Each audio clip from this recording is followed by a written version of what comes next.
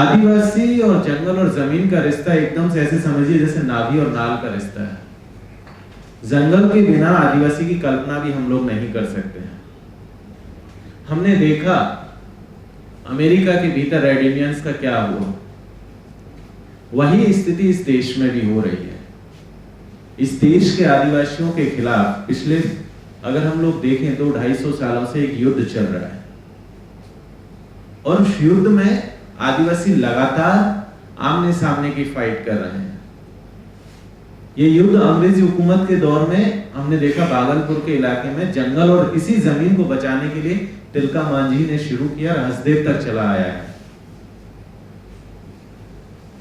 आदिवासी अगर हम लोग देखेंगे तो पूरी तरीके से सिर्फ मसला ये नहीं कि उसके ऊपर निर्भर है। मैं जिस समाज से आता हूं उसमें बहुत सारे गोत्र हैं, बहुत सारे अलग अलग हिस्से हैं। उसका हर एक का एक धराड़ी है, एक पेड़ है जिसे हमारे पुरखे पूजते हैं। वो इतना सा पौधा होता है जिसके बारे में कहा जाता है कि हम इस पेड़ की वजह से जिंदा हैं। हम उसको लात भी नहीं मार सकते हैं, तोड़ना काटना तो बहुत दूर की बात है। एक पर्टिकुलर पेड़ होंगे जो हमारे अलग अलग जो भी फेस्टिवल्स होगा, कोई शादी होगा, विवाह होगा, कुछ भी अगर कोई बच्चे का जन्मदिन है तो हर एक पेड़ पहले से तय है। उसके बिना हमारा सर्वाइवल मुश्किल है। तो इसलिए नहीं कि हम उससे सिर्फ कुछ फल मिल रहा है तो इसकी वजह से जिंदा है, उसकी लकड़ियां बेच करके जिंदा है, इसलिए मामला नहीं है। सिर्फ हमारी हर एक चीज, हमारे हर, आप देखेंगे तो पता चलेगा जहां पुरखे कुछ दिन रह करके आए, एक जगह से दूसरी जगह माइग्रेशन हुआ, जहां पर मेरा आज गांव बसा हुआ है और 70-80 साल पहले या 100 साल पहले जहां पर था, आज भी लोग वहां जाकर के पूजने जाते हैं। कुछ लोग हैं जो 1000 साल पहले जहां हम लोग ग्वालियर के हिस्से से आए थे, उस हिस्से में जाते हैं पूजने के लिए। वो आज भी जा रहे हैं क्योंकि उनका बिलीव है।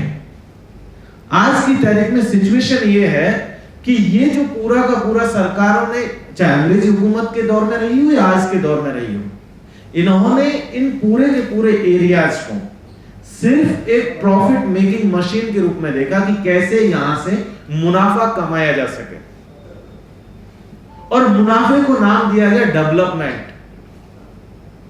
और उस डेवलपमेंट के नाम पर चौड़ी सड़कें, बड़े कारखाने, बड़े बांध, इसके नाम पर कहा गया कि अगर ये होंगे तो देश का विकास होगा, और यही विकास है। और कह दिया गया कि ये लोग अनपढ़ हैं, इनको कुछ आता नहीं है, ये बहुत सीधे भोले लोग हैं, इनको भी आधुनिक बनाना है। तो वो जो आधुनिक बनाने का सिलसिला शुरू हुआ, उस आधुनिकता की रेस में हम कहीं गायब हो गए। उन्हें लगा कि शायद एसी कमरे, बढ़िया चमचमाती कारें, यही सब शायद आधुनिकता का परिचायक है, लेकिन वो नहीं है हमारे लिए। जिस उंगली के कटने के बाद आप टिटनेस के इंजेक्शन के लिए और हॉस्पिटल भागते हैं, हमारे पास उसके लिए छोटा सा पौधा है, हम उसको रगड़ते हैं, उसका थोड़ा सा रस निकलता है, उसको निचोड़ लेते हैं उंगली पे, ब्लड रुक जाता है, नहीं जरूरत है हॉस्पिटल जाने की। लेकिन सिचुएशन ये है कि उसको समझा ही नहीं जा रहा। हसदेव एक एग्जांपल है, पूरी विस्तार से आलोक भाई ने बताया, बाकी सभी साथियों ने हसदेव का बताया।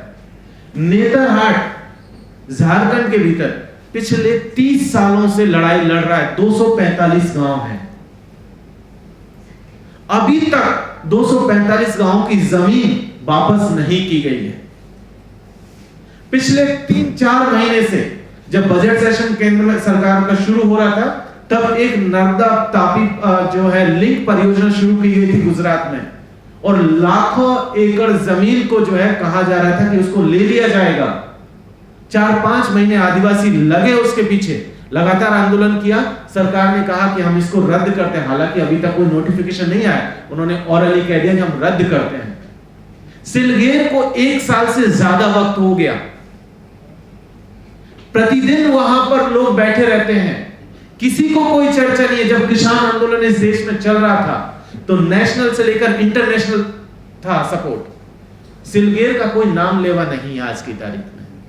सिलगेर में 4 लोग मारे गए, लगभग हजारों की भीड़ के सामने ओपन फायरिंग की गई, 4 लोग शहीद हुए जिसमें एक प्रेग्नेंट महिला भी थी, तो उसका अजन्मा बच्चा भी उसमें शहीद हो गया। कहा गया, सरकार ने पहले दिन कहा कि नक्सली थे, जब हजारों लोगों ने कहा कि नहीं नक्सली नहीं थे, लोकल ग्रामीण थे, तो कहा ठीक है हम आपको 10,000 रुपया और एक कंबल, 17-18 मई को गर्मी के मौसम में एक कंबल और 10,000 रुपए मुआवजे की बात कही गई। आदिवासियों ने नहीं लिया, लौटा दिया।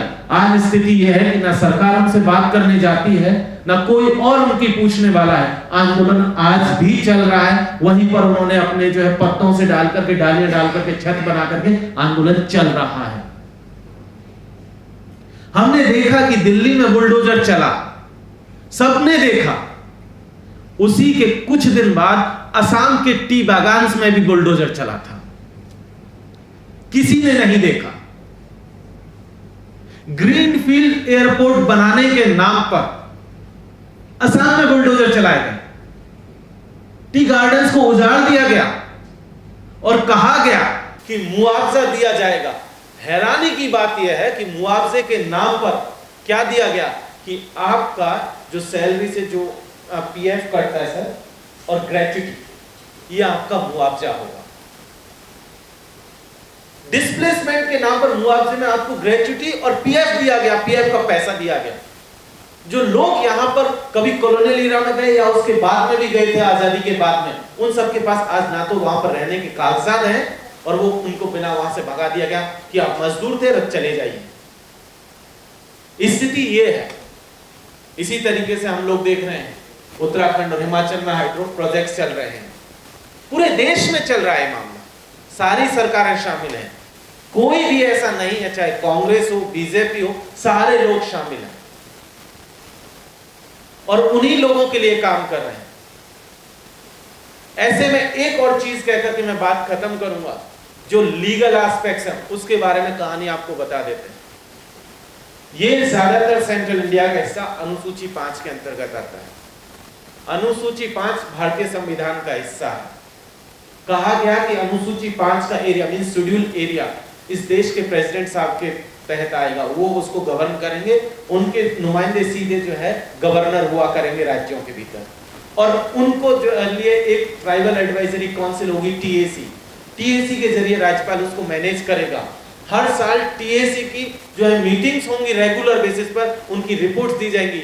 आपको जानकर के हैरानी होगी, पिछले 7 सालों से टीएसी की मीटिंग ही नहीं हुई है। प्रेसिडेंट साहब ने आज तक एनुअल रिपोर्ट तक नहीं मांगी किसी से, गवर्नर्स ने टीएसी की मीटिंग्स ही नहीं की, और उन इलाकों में माइनिंग हो रही है, जबकि कंपलसरी है कि बिना टीएसी के ये सारा काम हो ही नहीं सकता है। 1996 में पेसा एक्ट आया, सिर्फ छत्तीसगढ़ में लागू है। 10 राज्यों में लागू होना था, सिर्फ छत्तीसगढ़ में लागू करके छोड़ दिया गया।